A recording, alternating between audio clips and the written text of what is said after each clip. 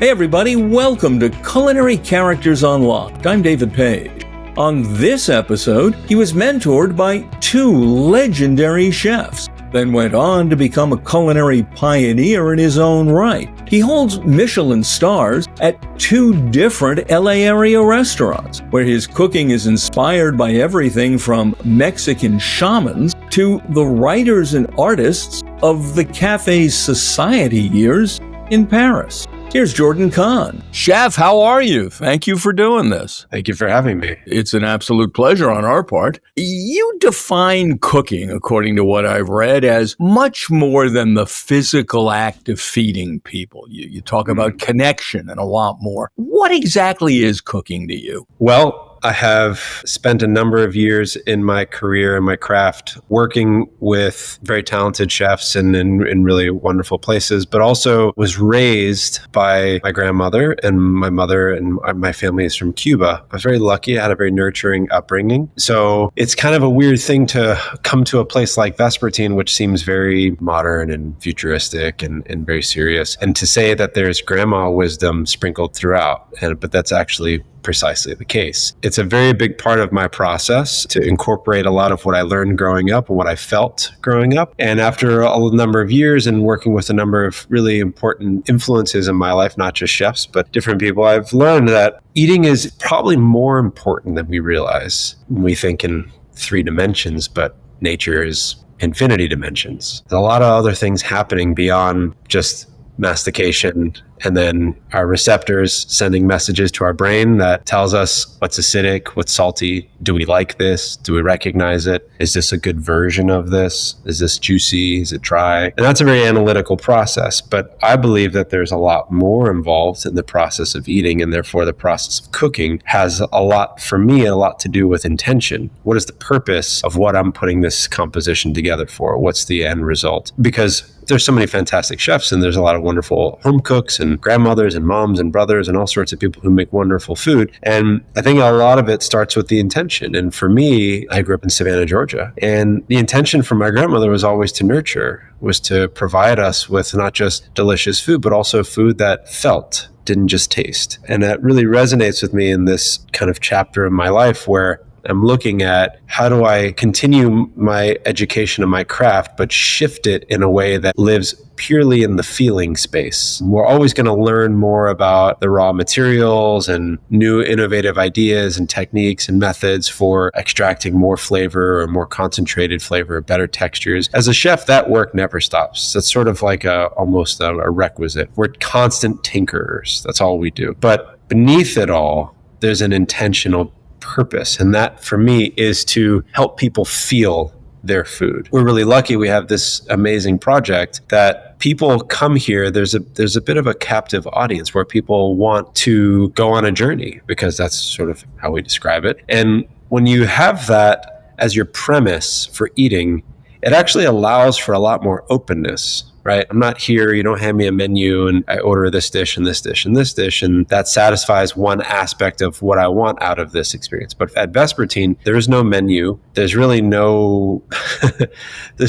pro forma restaurant introduction here. It really is, once you come on the property, you're kind of starting off in the journey of the fog. And people come here because they want to get lost in this world and they want to discover. And so it's a gift for us to be able to create a journey for them through the raw materials, which is to say through nature. That's what cooking really is. You talk about connection. What are you connecting to what? It's a great question. It's a little bit different for everybody, but I think that globally, if we look at it less of, let's say, for example, we take the food conversation out of the modern day, out of restaurants, out of eating as Homo sapiens living in 2025. Just take a much broader view. We all evolved from the same single cell. In the beginning, there was nothing. And as far as we know, although we know very little, there was a giant ball of energy that created the universe, right? So everything that ensued is made of energy. Then when Earth started developing its shape and started creating its center, there was a little cell that appeared, and then 2 cells, and then 4, and then 16. Fast forward 4 billion years, and we're in this day right now. So eating in the modern day means a lot of very specific things, but eating as far as a human living on Earth means to me something very different. Because we all evolved from the same source code, it means we are all connected, whether or not we are capable of understanding this. We're pretty smart, but we only know a very small fraction of what happens in the cosmos around us. What we can do, though, is observe, and we can look at things that have meaning or that at least help us experience life as sentient beings. We were born with these beautiful gifts of sense, and they're not linear. Sight is not a single thing. Sound is not a singular thing. Taste is not a singular thing. And if you can create an environment where you incorporate all of them, well, then you just open up a whole new world of feeling. Because now you're living in these subtle little in-betweens. And connection, for me, is about reconnecting with my source code, which is with nature. That's what eating essentially is to me, is accessing nature through nutrition. We take the raw materials and we add a little earth elements, a little water, some fire. We extract the nutrients from a living organism to sustain another. I can't think of a more profound and beautiful subject matter to work in. I want to take a dive into Vespertine and Meteora, but first, let's talk about how you got here.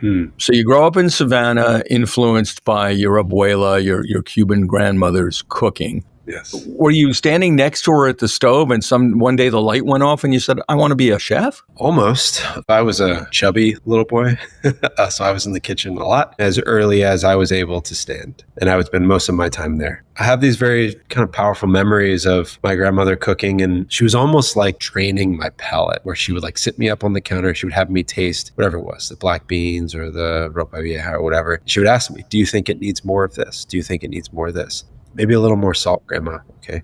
I think I must have been 4 years old. And she did this throughout my upbringing. And eventually I wanted to start taking part. So she would hand off things for me. So I learned to chop bell peppers was the first thing that I learned, or cachuchas, and then moved on to onions, which was, every child's first time cutting onions is always a really fun endeavor. You learn respect for the product that brings you tears. And then eventually I was cooking dinner for the family when I was, 10 years old. Good Lord. But then I wanted to look at doing other things. And so I was really obsessed with, I really enjoyed watching Julia Child and Graham Kerr's The Galloping Gourmet, or Jacques Pepin, and a lot of the PBS television shows, because I'm old enough to where this predates the Food Network. So all of my cooking shows were on PBS. And I wanted to make some of the things that I saw Graham Kerr make. Oh, that looked interesting. I had no idea what I was doing. So my mom was really supportive of this. So we'd go to the grocery store, we'd get things. And then my mom also, to her credit, she said, it's important to drink wine with food. Now, my family does not drink. Let me just tell you. They don't drink alcohol in my family. Didn't grow up with it. But my mom felt that there was something important about drinking wine with food. So she started buying like Arbor Mist, which was, like the flavored wine beverages, like strawberry kiwi flavor and all that stuff. I was drinking this shit when I was like 10 years old at the dinner table. Watered down as it's done for kids in Europe, or straight from the... No, just a half ounce pour. And then when I was 13, my mom got me a cookbook for Christmas. She went to a local bookstore and she said, I want to buy my son is really into cooking. I want to buy him a book that's a really great cookbook. And the guy that she asked, the manager, whomever person working, said, well, this just came in and apparently it's some really famous chef. And so she bought it. And next week, Christmas morning, I opened this up and I said, the French Laundry Cookbook, what's this? She said, the guy at the store said it was like a famous chef. And that moment changed my life. Well, for anyone who's been living in a cave for the last 20 years, obviously the chef is Thomas Keller, with whom you would later work, but we're not there yet in the story.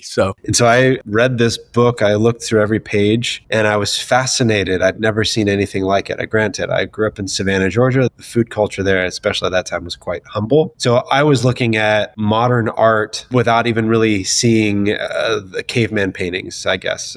Maybe that's not a great example, but I knew that I was in my hands. I held something poetic and there was greatness and something really special, but I didn't know what I was looking at. I couldn't identify most of the ingredients in the book. I didn't know anything about who this person was. So it became this kind of very weird obsession with me. So this book would travel with me everywhere I went for the next several years. And I studied it. If you asked me when I was 14 years old about sweetbreads, I could tell you about them. I could tell you how to cook them. I could tell you how to process them and poach them and peel them and all these things, but I'd never touched, seen, or eaten one in my life. It was all from memory from the book. book. And so I got my first job at a restaurant in Savannah. On the first day I was legally allowed to work. So on my birthday, when I turned 15, it was the first day I started as a dishwasher at a restaurant there called Trattoria Ravazza. It was kind of a local Italian place, but a little bit high end. I was there for about a year. And then from there, I moved to the restaurant next door, which was the fine dining restaurant in Savannah at the time called Sapphire Grill. This is a place that served things like foie gras and bluefin tuna, and they had truffles. And that was kind of a big deal for Savannah. And so that was a big deal for me to get to work at this sort of high level. And I was making desserts and working garde manger, and it was amazing. From there, I graduated high school a little bit early and was accepted into Johnson & Wales culinary program in Charleston, which is just a 2-hour drive from Savannah. My mom didn't want me leaving the nest so soon, but she was okay with it just being, a couple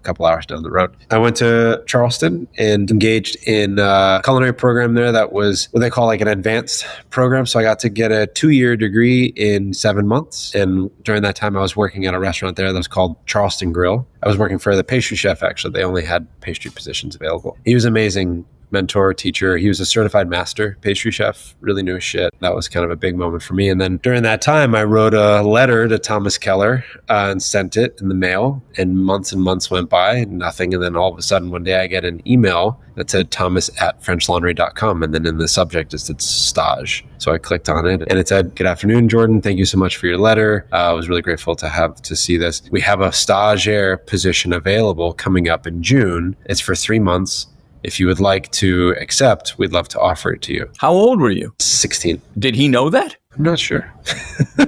This guy's your hero. You've carried his cookbook around since you were 13. He's offering you an unpaid but incredible position, and he's on the other coast. So did you say, "Hey, Mom, I'm heading out"? Yeah, I called her immediately. I said, "Mom, you'll never guess. I got an email from Thomas Keller." And she was like, "What?" And I said, "Yeah, they offered me a position to stage for 3 months." And we'll be right back. Luckily, my mom was a very smart, very thoughtful individual, brilliant, actually. And when I worked at my job in high school, those 2 years, she did not allow me to spend a single dime of my paycheck. She said, "It goes in an account. You need something, you need shoes or whatever, gas, I'll pay for that. This stuff goes into a savings account." So we moved me to Napa Valley, and I lived off of my savings for the first 4 months. What was it like when you first walked into the kitchen at the French Laundry after presumably dreaming about the place for years? Yeah, it was crazy. It was definitely a moment I'll never forget. It was the most terrifying, exhilarating, hard to explain. I mean, I had sort of all of the photos and images of the book memorized so well that like I recognized everything. And I said, "Oh, I know what that's what that's made of. And that's what this is." On my very first day, they had a prep list for the commis and for the stages. And my name was written on there. I came in and my name was written down. I was like, "Oh, it's amazing." And it said, "Harvest all figs." That's all it said. So the morning sous chef at the time, this guy Donovan, he said, "Okay, you have a car?"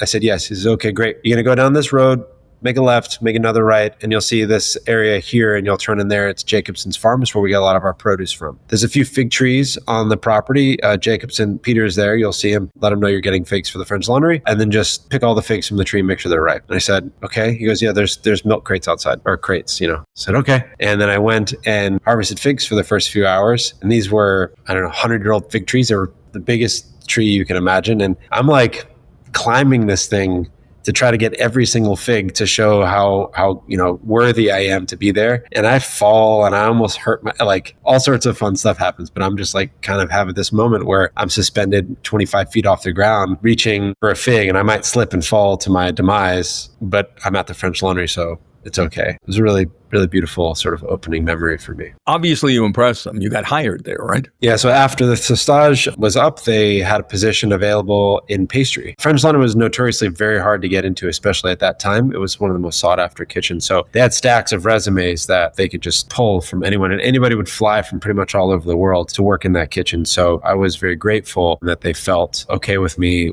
staying on the team. So I was really happy about that. Did you then move from pastry to? No, I stayed in pastry. I worked there for another almost 2 years. And then the pastry chef was a gentleman named Sebastian Ruxel. Was one of my mentors and a brilliant person. And I have a lot of affection for Sebastian. One day he comes up to me, he goes, "So, chef's opening a restaurant in New York. Do you want to come?" And I said, "Should I?"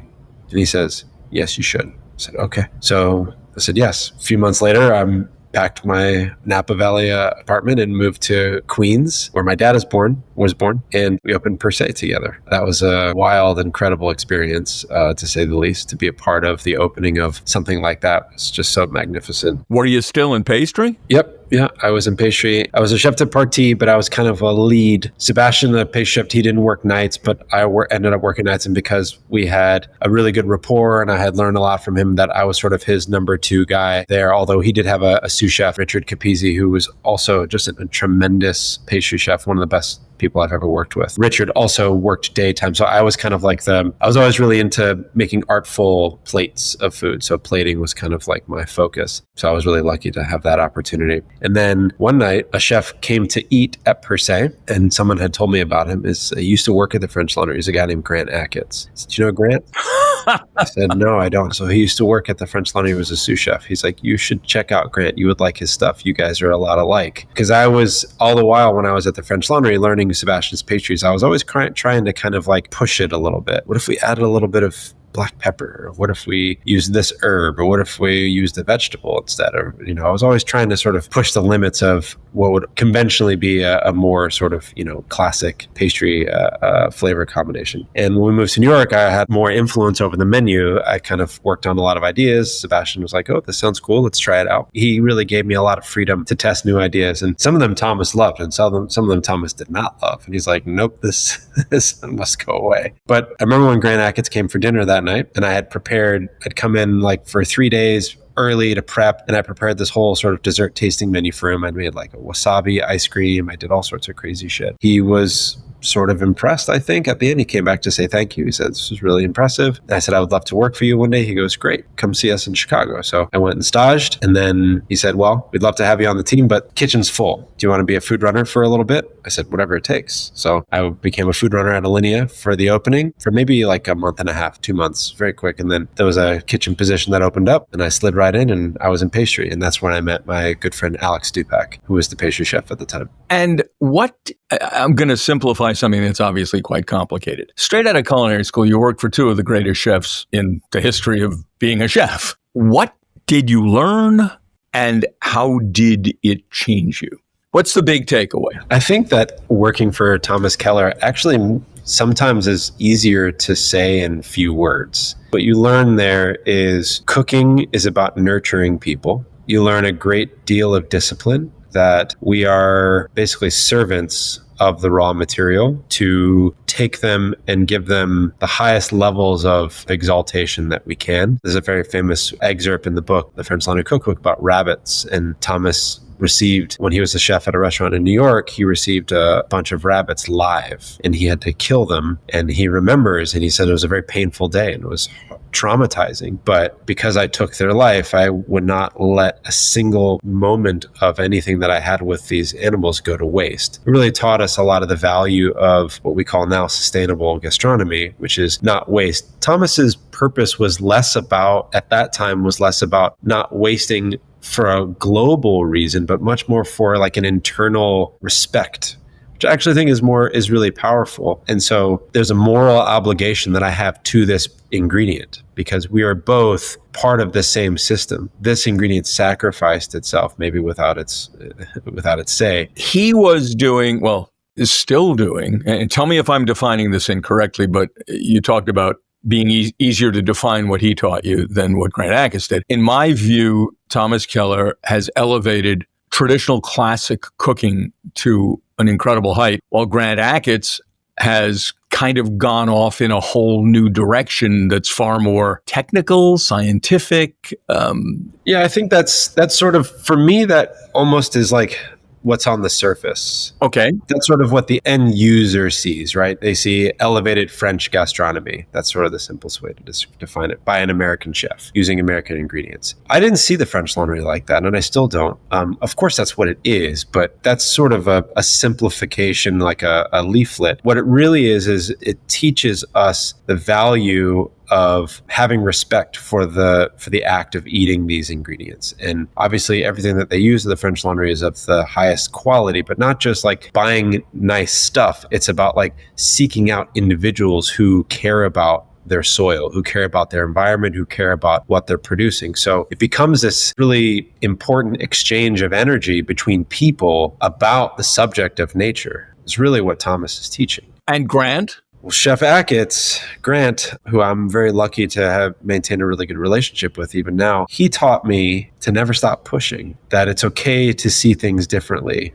Follow that. There was something that was really beautiful about working for Grant where there's a concept called blue sky thinking. And it's basically like in a creative session where you're allowed to just sort of say and think anything you want without judgment. I have an idea for a restaurant. You're going to eat off the ceiling, or everything's going to be served in a soap bottle, or whatever it might be. And the initial idea is always accepted. Follow it and see where it leads you. And so his constant strive for innovation to discover new things, it's a hallmark of his process of like, if we stop pushing and trying to seek out new ideas and discover new things and learn new things, then we stay stagnant. If the body is stagnant, the body dies. So to maintain a forward momentum, that's really what I learned from Grant, which is to never stop. I don't want to overly compress your career at this point, but I do want to get to you opening Vespertine. So what were the next steps in the resume before you opened a place your own? After Alinea, I moved back to New York. I was hired as the pastry chef of a new restaurant opening, which nobody's really heard of. It was very short-lived, but it gave me the first level of autonomy to explore my own identity and my own creative sort of expression. And that was really kind of pivotal moment, actually. The restaurant was only around for 8 months, but it was probably one of the most significant 8 months of my career. That was varietal? That's right. And then from there, when I learned that it was closing, I called a friend of mine who I met at Per Se, who was the chef, one of the sous chefs at Per Se. He was living in San Francisco, working for Michelin. And I said, hey, I'd love to move back to the West Coast. I really enjoyed it there. I really resonated with it. Do you know anybody maybe looking for a pastry chef? He says, yeah, we are. So I was like, great. Can you hire me? And his name was Chris Lamadou. And he was a great guy. He's no longer with us, unfortunately. Cancer took him some years ago. But he hired me straight away. Didn't have to do a tasting for Michael Mina or anything. Coming right back. I was working for Michael Mina, who was also a brilliant chef. And Michael one day came to me and said, we're going to be opening a bunch of restaurants next year. One in Detroit, one in Mexico City, one in Miami, one in Scottsdale, and one in LA. I'd love for you to be a part of that task force to open these restaurants. I said, okay, great. Sounds like a wonderful learning experience. Now, the concepts were more maybe steakhouses or fish, sort of high-end fish places. They were not quite, obviously, like the 3-star level that I was used to, but I felt it was a really good learning experience nonetheless. I was like, yeah, that sounds great. And then after we left Mexico City, he said, hey, this restaurant we're opening in LA is kind of a new concept for us. We'd like for you to stay and oversee the pastry program there. I said, great. So that's how I made my way to LA. And the first day I set foot in Los Angeles was the very first day I moved in, rented an apartment online, never been to this place before, only heard negative things about it from my colleagues up in San Francisco because NorCal and SoCal don't really get along. But second I walked here, I said, this place is beautiful and amazing. I love it here. So made it my home. And which restaurant was this? It was called 14. It was a Michael Mina project with a local company here called SBE, kind of a partnership deal. They went through some changes, and the first thing to go when changes are made is the pastry program. So I was asked to depart after 2 years. Then I worked on my first restaurant called Red Medicine. I had worked with the bar manager of Michael Mina, it's a guy named Noah Ellis, who was my business partner, and we partnered with another gentleman named Adam Fleischman at the time. We opened Red Medicine in Beverly Hills. Now, I've seen this described as Vietnamese Nordic fusion. Mm-hmm. Where the hell did you come up with that? It started as more of a Vietnamese canteen as its initial concept. Noah and I kind of put it together after work every night while eating at Vietnamese restaurants here in Los Angeles late at night. And so we wanted to do kind of our version of that. So it was like more of a modernized, chef-y version of Vietnamese gastronomy, kind of more food eat with your hands, a lot of herbs. And then I started getting really into herbology because a big part of Vietnamese culture is sort of the herb plate that's centered in the middle of the table. Whatever herbs are available goes in the middle of the table in a giant pile. And then as you eat, you incorporate herbs based on your taste. You've got different basils and mints and perillas and some crazy herb called fish mint and raw rum and corianders and all these things.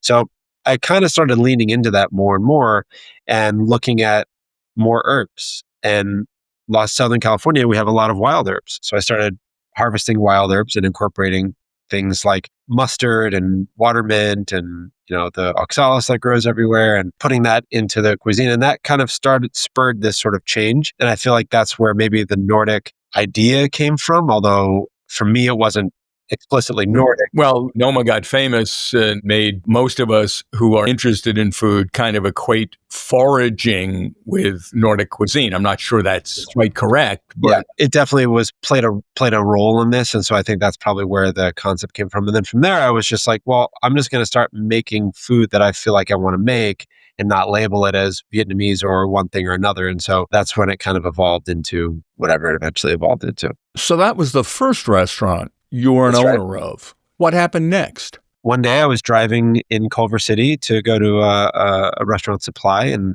was avoiding traffic as we do in this town. And I turned down this little street I'd never heard of called Hayden Avenue. And I stumbled upon this structure that was under construction. It was a big construction site. The facade had not been erected yet, but there was just the 4 columns and the beams connecting them. And I pulled over, got out of my car, and I stood and I saw this thing. I said, what a curious thing. I don't know what I'm looking at. Went back to work service that night. And the whole night I was kind of still thinking about this, processing it. I couldn't let it go. So I drove back after service and kind of wandered around the site and then eventually broke in, just had like plywood doors. Wait. You broke in? Well, it's a construction site.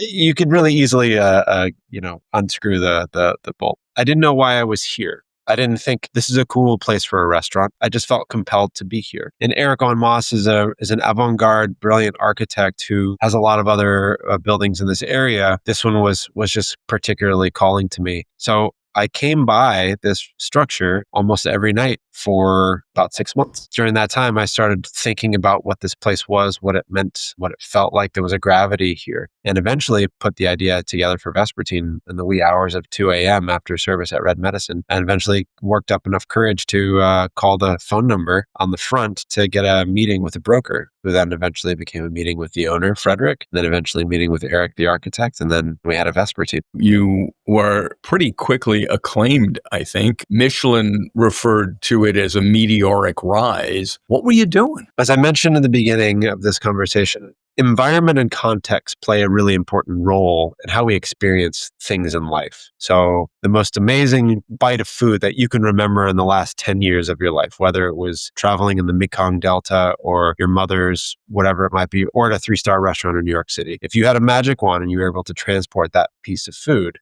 and have it right now on the corner of Hollywood and Vine, probably wouldn't taste the same.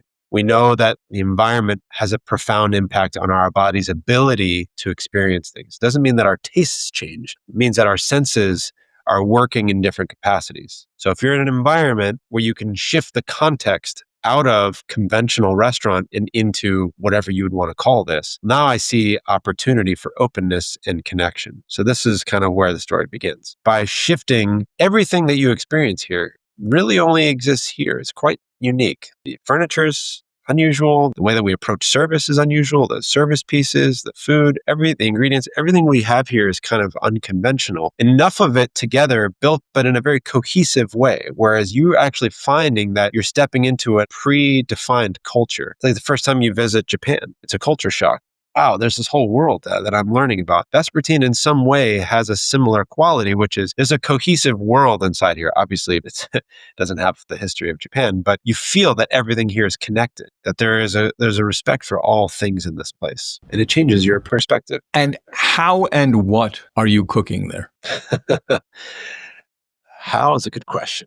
Look, I was in the kitchen at Alinea. I was shocked to find, if I recall correctly, only one actual range top and everyone else carrying induction burners from station to station. So when I say how, do you have a unique way of doing what you do? And tell me about the food. Yeah, we designed the kitchen to be very flexible. It has plenty of refrigeration. We have all induction units built in. They're very powerful induction units. We have a small Japanese charcoal grill. But for the most part, it's just a lot of open space. When you walk into our kitchen, it doesn't look like a conventional kitchen. It looks like it belongs to Vespertine. So there's not ladles hanging and subway tile on the walls. There are no walls, actually. It's all glass. So we actually can't have anything on the facade. This structure behind me actually wiggles with seismic activity. So we can't fix anything to it. What we are cooking is inspired by whatever the narrative of a particular menu might be. And I'm the one that writes those menus. What's the current menu? That's a great question. The answer is not so simple. Basically, we work with raw materials that we find that have a particular quality that helps to bring guests deeper into the moment and deeper into the experience of that ingredient. And there is a story to the menu that is not told. It's a story that I know and that I wrote. This is why the menu is the way it is, and was inspired by a temazcal ceremony that I had with my wife in Mexico. What is that ceremony? I mean, what does it celebrate, or what's it about? It's kind of like a sweat bath. You're in a dome, almost like an igloo, but it's made of clay. It's very small. You crawl in and you're inside with a shaman, and they bring volcanic stones from the region that they have in a giant fire outside, and they bring a hot volcanic stone right in the middle. They close the door. Pitch black, you can't see anything. And the shaman has a medicinal tea and sprinkles this tea onto this hot stone that then begins to create a steam. The creation of the temazcal was in part given to soldiers after battle to help release all of the souls that they'd taken. But it also is a cleansing ceremony, both physically and mentally, and most importantly, emotionally. And your body goes through pretty incredible transformations when it gets pushed to these extreme temperatures. So inside the temazcal, it gets about 180 degrees. And every time the shaman passes through their first section of their speech, they open the door and they add another stone. They do it 4 times, and they consider it the 4 doors of the human consciousness. And it is during those 4 doors that you experience different things, but the 4th door is when you really go through the threshold of transformation. After this ceremony, my wife got out, the shaman got out, I stayed inside and I sketched a series of pictures, abstract. It was just pure emotion, just pouring out, and I needed to get it out. And I had that in this notebook as my trip from Mexico. When we started working on the menu for Vespertine, I had some ideas. We were R&Ding a few different things. And I remember looking for I was like, oh, I have a recipe for that. Let me look through one of my old notebooks. That was my notebook from Mexico. Opened it up and I remembered my sketches. And I said, oh, this is the menu. There are 12 sketches. So there's 12 compositions based on the feelings behind each one of those sketches. That is what the menu is. Can you tell me what the foods are? The ingredients change because it's less about the specificity of the ingredient and more about what the dish represents in the feeling. So when you eat this dish, it's conjuring a feeling that I felt when I wrote that sketch. But an example would be, there's a dish called the obsidian mirror. Obsidian is a volcanic glass. It's a naturally occurring gemstone. Back before mirrors were invented, you could use polished obsidian to see your reflection. But it was actually used in parts of Mexico, and obsidian only exists in a few parts of the world. They would say that it actually is what they would call it a scrying mirror, which essentially a shaman would be able to look at their reflection and then see into the ancestral realm. It was sort of a form of a portal into speaking to your ancestors. That idea very specifically came up in my temazcal ceremony. The sketch is just a circle. There's nothing else. And how did you translate that into this dish? Yeah, in this dish, it's smoked mussel with salted plum, Buddha's hand, water chestnut, and roasted kelp. And so we found an artisan to make vessels out of obsidian. It's a 12th generation family from central Mexico. And they carved these pieces for us that I designed with them. And we served the dish in it. And when you look at it and it arrives at the table, you've no idea that it's food. You look and you just see your reflection. There's an interesting thing that happens though. We put a very thin layer of a particular type of oil that we have fractionated. At nighttime, underneath these lights, it creates an optical effect known as thin film interference, which actually creates this wild kaleidoscope of colors. But you cannot see it until you put your face directly over it. So when you look at it at an angle, it just looks like a black pool. As you get closer, colors start to appear and they become wildly vibrant in a way that actually seems insane. How much of the total experience is about the flavor and or texture of the dish? All of it. All of it. All of it. Yeah. See, I don't look at flavor and taste as separate things from experience and composition. They're one whole world that have different parts. If I were to say, I only care about the way things taste, I don't care about what it looks like, I'm actually not able to taste more. You can taste more when you incorporate all of the senses. We're very special creatures. We don't just taste and that's it. And I like this thing. When we create an environment of gentleness, of openness, and even subtle meditativeness. It actually opens aspects of our insides, and those become part of the tasting experience. And now we're feeling our food. So if I just say I only care about taste, that actually means that I'm capping my ceiling for tasting even deeper. I want to back up to one thing.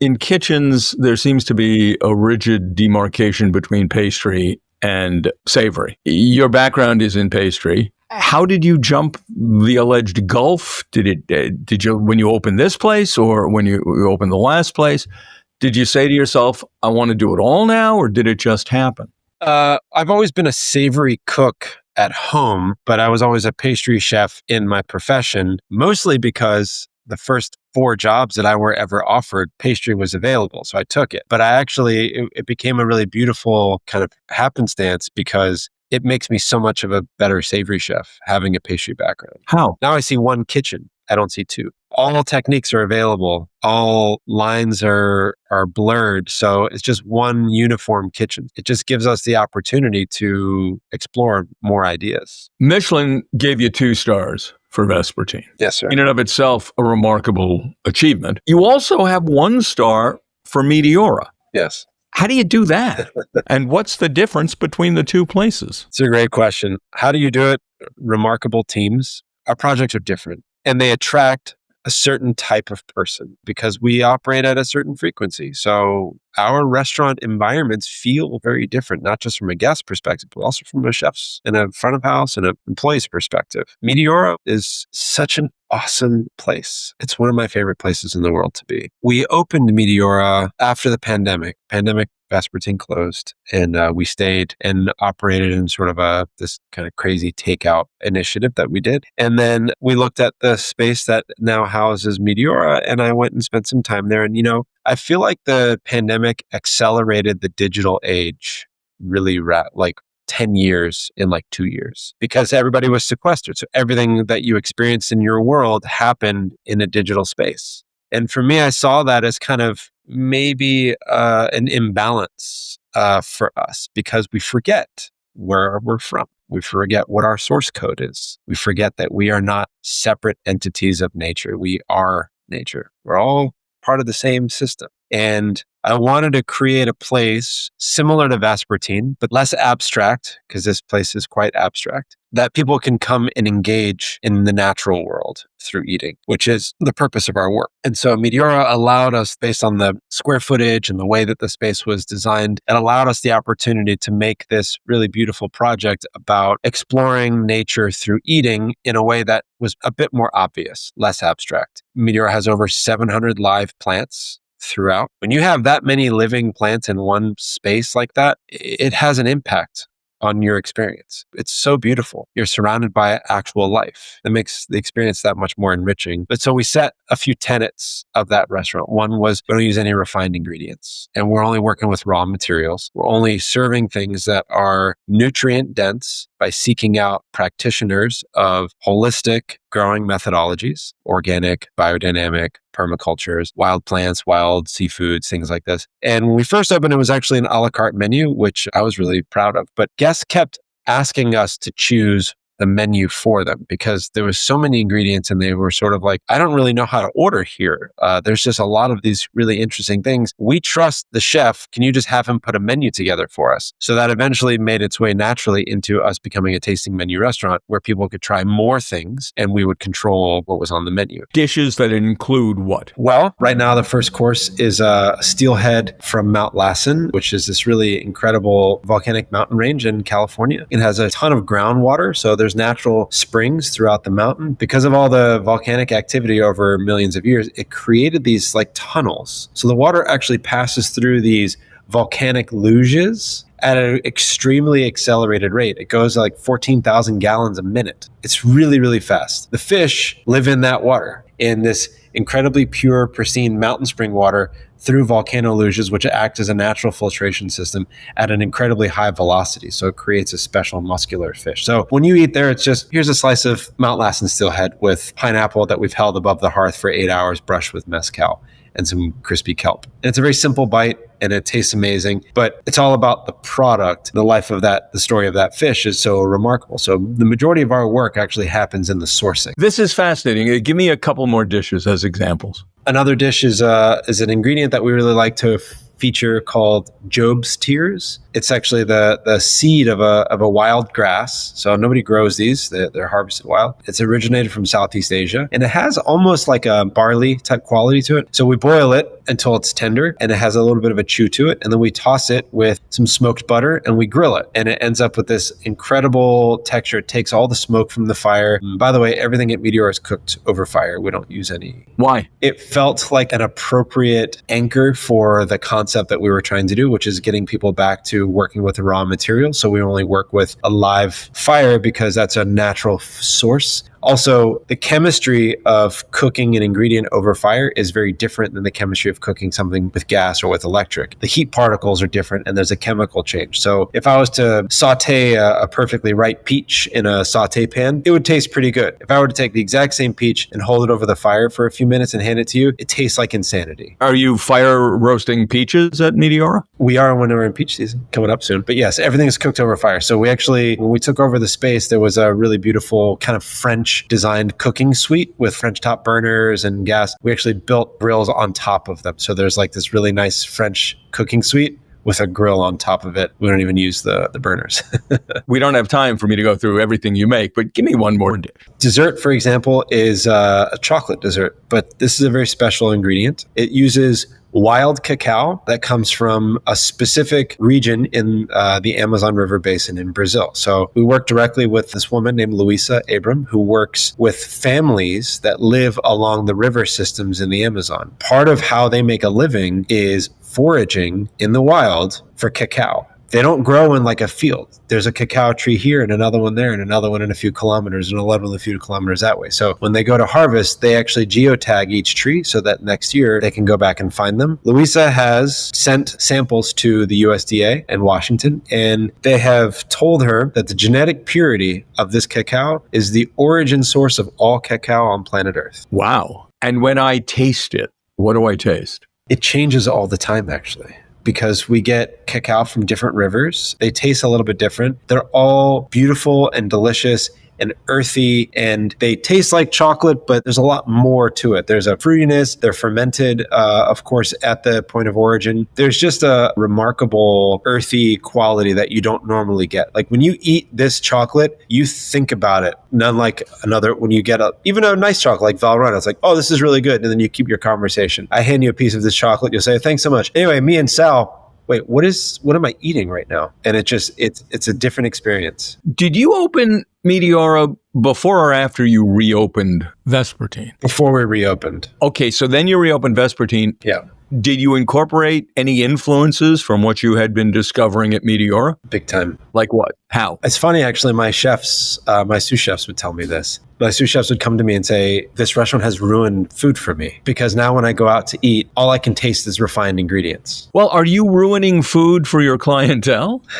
I hope so. Helping them remember. I mean, as an example is our bar program. We have a cocktail program at Meteora, and we don't use simple syrup. We use sugarcane juice, fresh sugarcane juice, and then we freeze it and we thaw it. And when we thaw it, all the sugar melts first with all of the flavors, and all that water stays frozen. So we don't thaw it fully, and we get rid of the water. We use it to water the plants. And so we have removed half of its water weight, but we've maintained a raw flavor of concentrated sugarcane juice. And when you put that on a refractometer, it's the same number of bricks as simple syrup. This is a discovery for us. Okay, this is a high-end restaurant, Meteora. Vespertine is a high-end restaurant. Yes. Not everyone can afford a high-end restaurant. Tell me about Destroyer. Destroyer is a beautiful project that I started while I was working on opening Vespertine. I started spending a lot of time in this area. There's a lot of creatives here. There was a place in the 1920s in Paris called Le Deux Magots. It was a very well-known cafe that a lot of the surrealist artists, poets, writers would spend a lot of time at. And that's where they would go to exchange ideas. They would get drunk. They would get in fights. They would fall in love. They would discuss their work. I felt like this part of Culver City was really a beehive of creativity. So I wanted to create a central place, a Le Deux Magots for modern day, for creatives to come and get nourishment. And so It's counter service. It's a very approachable price point. It has probably 15 to 18 menu items, coffees, teas, and it's cafe food, but with a little bit more creativity inserted into it. What do you think is happening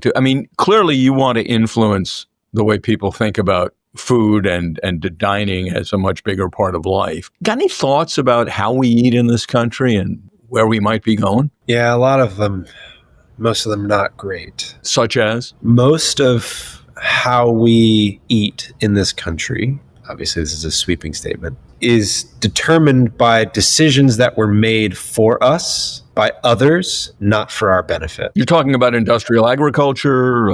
That's right. As soon as the industrial chemical complex decided to get into the produce business, it shifted everything for us. Once we started approaching farming as taking and not giving, we created an imbalance with nature. We live in this system. We're part of it. So it's an exchange. We don't just take, and when there's nothing left, we move on to something else. There has to be a give and back. This is how farming works, or at least holistic farming, or how things live in harmony. When we started doing that, it not only shifted the way we approach eating, like my father is a baby boomer and he grew up with canned foods as being told that that was like the best food you could have. So they stopped eating fresh food in lieu of canned food because of marketing and advertising. But it's not my father's fault. He was influenced by all of these external people that did not have his best interests in mind. It's quite the opposite, actually.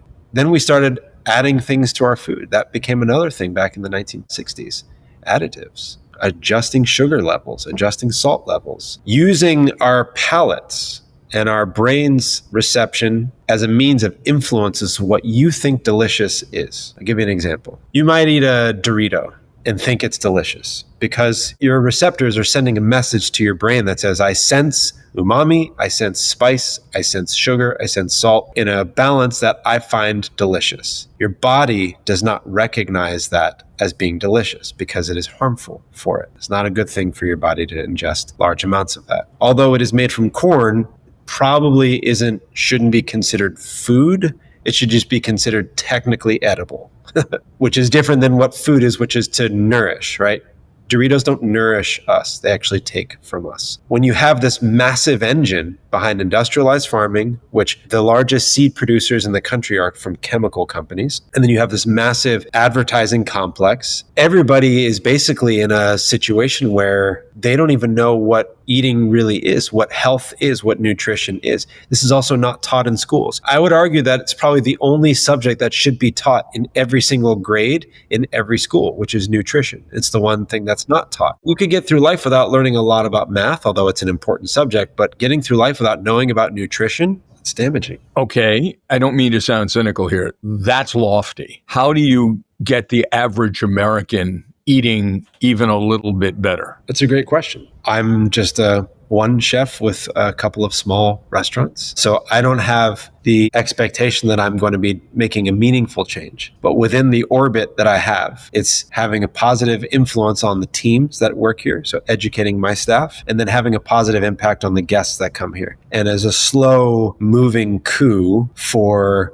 this industrial process that we live within, try to make as many positive influences as I can and continue to educate myself. I learn a lot from different people, farmers, physicians, philosophers. I'm really lucky to have some incredible people in my life to help me discover more and continue this education. So I have a responsibility as a chef to teach and pass that on and to learn and constantly be in a learning place. Okay, real life, average citizen, one exchange the average person could make in a step toward eating better? Is it go to the farmer's market?